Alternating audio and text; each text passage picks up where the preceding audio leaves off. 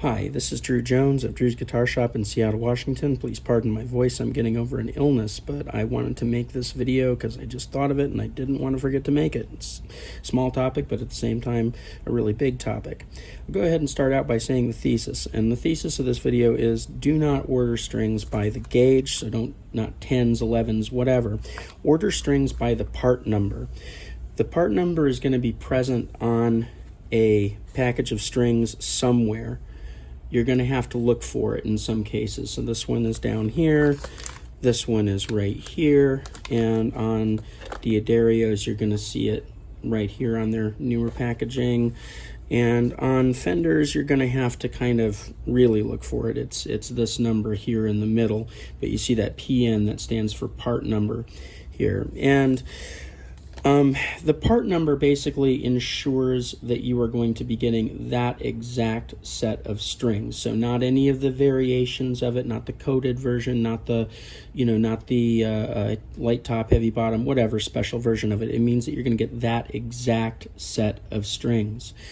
And so when you're doing your Google search, your Amazon search, your eBay search for whatever strings that you're buying, don't put in like Ernie Ball 10s. Put in this part number right here. I promise you're going to have a much better time with it because you're going to have much less chaff to search through in the results that you're getting to find that exact set of strings.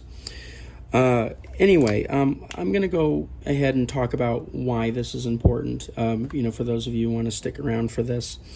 But I'm going to go ahead and give you some scenarios here. So say you go into Guitar Center and you say, okay, I want Ernie Ball 10s. And then this worker who has been working all day, dealing with customers all day, and is looking at strings all day, is now queued to that number 10. And so they look at all the Ernie Ball strings, they grab the first one that has that number 10 on it, and they hand it to you. And you take it, you don't look at it very carefully because you assume that this person behind the counter handed you the right thing, and then you take it home and you string up your guitar with it, only to realize that it plays funny, and then you look at the package realizing, oh, they handed me like the skinny top, heavy bottom set, or, whatever. So the whole strings on that set don't match what you had originally. This is a thing that can happen. I mean, people are human. We're all human. Somebody could grab the wrong thing and not look at it very carefully. And so you just wasted some money because you put this new set of strings on the guitar and it's not what you needed. And now you got to go and get the other set and put that on. It's a whole hassle. So that's one thing that can happen is that, when you are ordering by that top number, you're not taking into consideration the fact that there might be like 20 different strings made by D'Addario or made by Ernie Ball or whatever that start with that 10. And there's going to be, differences in what variations you're going to encounter. It might be, light top, heavy bottom, vice versa, or it might be a coated version, or it might be, some other fancy thing that you're getting that's not what you were trying to get. Because, going off that number there, that's really only telling you the gauge of the first string in that set. It's not telling you what the set is. So we get into different issues when we go from one string brand to another as well. So one really good example that I encounter here kind of frequently is the fact that different string brands will use different cores. On your string set, there are a certain number of strings that are going to have a wrap around them. Usually your bass strings are going to have some kind of coil around a core. And that core matters a lot because that core is really what's determining the tension pulled by that string. And the tension that's pulled by that string is what determines where we do the setup. So how we're adjusting the neck, how we're adjusting the saddles, how we're adjusting, your tremolo spring tension and your intonation and all kinds of different variables. Basically, when we're doing a setup, we're trying to set the guitar up to specifically handle that tension of strings that you're putting on it. And so if you're switching from something like a D'Addario EXL 110, you're and going to like a DR or a GHS 10 to something that looks equivalent, the cores in those GHS and the DR strings tend to be a lot lighter. So they're smaller cores, they pull less tension, and they put those in because they're more comfortable to play. But when you're going from like a Diodario to those strings, it means that the tension is going to be way off, and so your intonation is going to be off, the setup is going to be off, you may end up with buzzing, or you may end up with super high action and wonder what's going on. Well, what's going on is that you've gone from one drastically different tension to another, and it's gonna cause problems. So those are the main things. I mean, there's all kinds of stuff, all kinds of variables, because there's all kinds of different strings out there, and that's why it's really important to be precise. And the way that you are going to be precise when going out and buying strings, ordering strings, is that you want to go by the part number, and the part number is going to be on the case here. So like on these Slinkies, it's going to be here. On Elixir strings, it's going to be down here. On Diodario strings, it's going to be down here. So this is your EXL 110. This is going to be your Elixir 11182. This is going to be your Ernie Ball 2615. On some packages, you're really going to have to look for it. So like this is a Fender. This number right here, it says PN, that stands for part number. It's going to be this one right down here.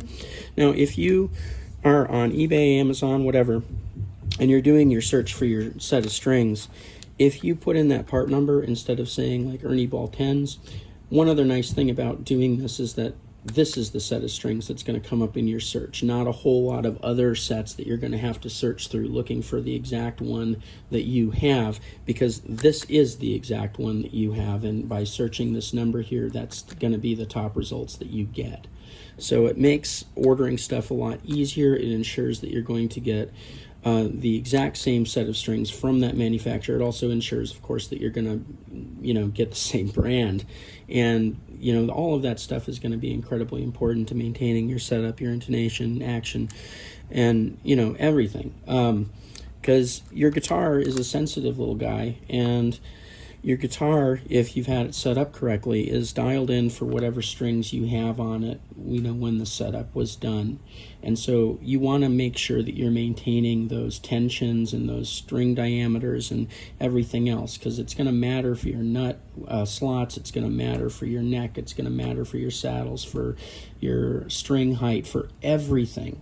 It's so important to make sure that you are, kind of treating this thing with enough kindness to feed it what it wants. And what it's going to want is the tension that it was set up for, and that's going to be determined primarily by the set of strings that you're putting on it.